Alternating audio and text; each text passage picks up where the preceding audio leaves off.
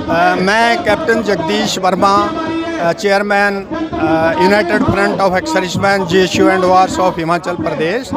आज 23 जुलाई 2023 में जो आज का यहाँ पर एक रैंक एक पेंशन के ऊपर आह्वान किया गया था, इसके बारे में आप लोगों को धन्यवाद देता हूं और इसके बारे में ये भी बताता हूं कि जो विसंगतियां हैं उनको हम दूर करा के रहेंगे।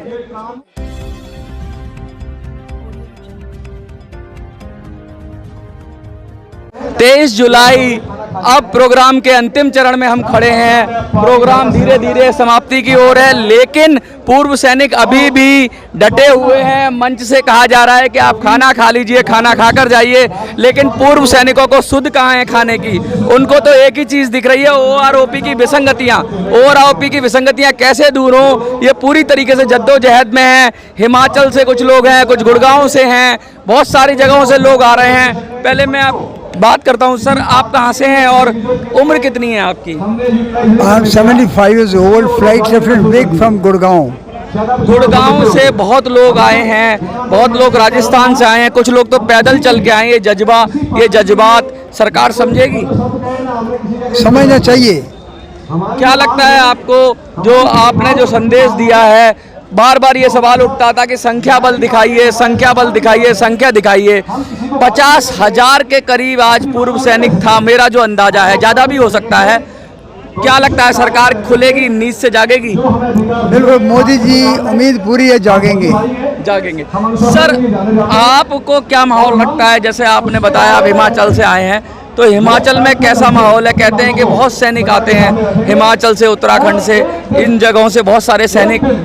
परिवार में हर दूसरे तीसरे परिवार में सैनिक होता है, पूर्व सैनिक होता है, बच्चे भी फौज में हैं, रिश्तेदार भी फौज में हैं। क्या लग रहा है? सबसे पहले तो मैं आपका थैंक्स करता हूं कि आप हम लोगों की इस बातचीत को सब जगह फैलाएंगे और सब लोगों में इसका असर देखा जाएगा। सबसे पहले तो ये बात है कि हिमाचल से बहुत कम लोग आए हैं, क्योंकि वहाँ पर रास्ते ब्लॉक हैं, रेल संपर्क बंद है पहले ही, और रोड भी बंद हैं। वहाँ ग्लेशियर गिर रहे हैं, लैंडस्लाइड गिर रहे हैं, तो हमारे आदमी 500 से 700 तक आने के लिए तैयार थे, लेकिन वो इसी वजह से कि रोड ब्लॉक है, पिछले 4 दिनों से लगातार बारिश हो रही है, तो बिल्कुल नहीं आ पाए। तो हम लोग बड़ी मुश्किल से जो है कैसे न कैसे बहुत कम आदमी वहाँ से लेके आए। आप बेशक हिमाचल से कम आए, लेकिन यहाँ सरों की कमी नहीं थी। जंतर मंतर पे कितने बाजू कितने सर, गिल्ले सरकार ध्यान से का नारा लगा कि भाई गिल लो, हम कम नहीं हैं, और अभी तो बहुत लोग आ नहीं पाए। जंतर मंतर सिकुड़ गया था, दूसरे धरने में भी लोग जाके चले गए क्योंकि जगह नहीं थी, सड़कें लबालब भर गई। कहते हैं कि दिल्ली में एक तो वो बाढ़ आई थी और एक सैनिकों का सैलाब आया था। जो सैलाब आया पूर्व सैनिकों का, लगता है कुछ उम्मीद बंधेगी? सैनिकों के सैलाब के लिए जो आप बात कर रहे हैं, वो ये बात है कि 20 फरवरी से हम लोग लगातार यहाँ पर धरने पर बैठे हुए हैं।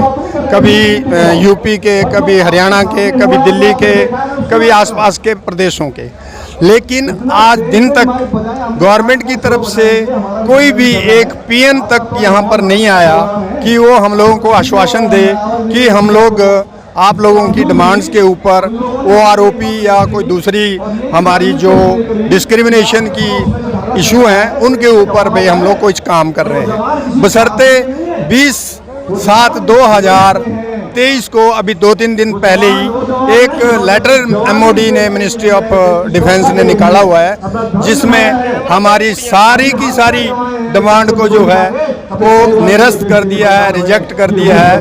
और वो कहते हैं कि हमारे पास गवर्नमेंट की दी हुई पॉलिसियां हैं, जो 6th पे कमीशन ने, 7th पे कमीशन ने रिकमेंड की है और गवर्नमेंट हैज़ एक्सेप्टेड देम, और उसकी पॉलिसियां हमारे पास हैं। तो उन पॉलिसियों के आधार पर they have rejected all the 13 बहुत पॉइंट्स। बड़ी खबर बता रहे हैं आप, और बहुत मुझे लगता है कि नापसंदी वाली खबर होगी, लेकिन क्या लगता है जब इतना जन सैलाब देख रहे हैं तो सरकार कुछ चेतेगी? कुछ आगे क्या देखते हैं आप? इससे भी ज़्यादा इम्पोर्टेंट बात यह है कि हम लोग हिमाचल प्रदेश के लोगों ने एमपी के माध्यम से, हमारे मिनिस्टर हैं, केंद्रीय मिनिस्टर हैं हमारे अनुराग ठाकुर जी, उनके माध्यम से केंद्र में ये बात पहुंचा दी है। सारी बातें पहुंचाने के बाद भी गवर्नमेंट ऐसी नहीं लगती है कि they are in mood to give any relaxation, बिल्कुल नहीं। जो लेटर इशू किया उसमें सब बातों को उन्होंने रिजेक्ट कर दिया।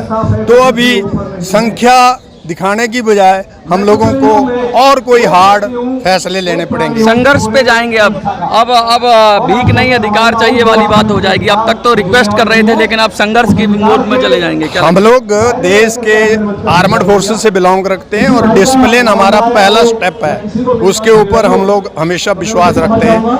आज दिन तक 5 महीने हो गए लगातार पीसफुली हम लोग ऑर्गेनाइज कर रहे हैं। जो भी स्टेटों में हो रहा है, भूख हड़ताल हो रही है, मेमोरेंडम दे रहे हैं या जंतर मंतर में आ रहे हैं, तो किसी को कोई समस्या नहीं कर रहे हैं। किसी एक साइकिल वाले को भी कोई परेशान नहीं कर रहे हैं।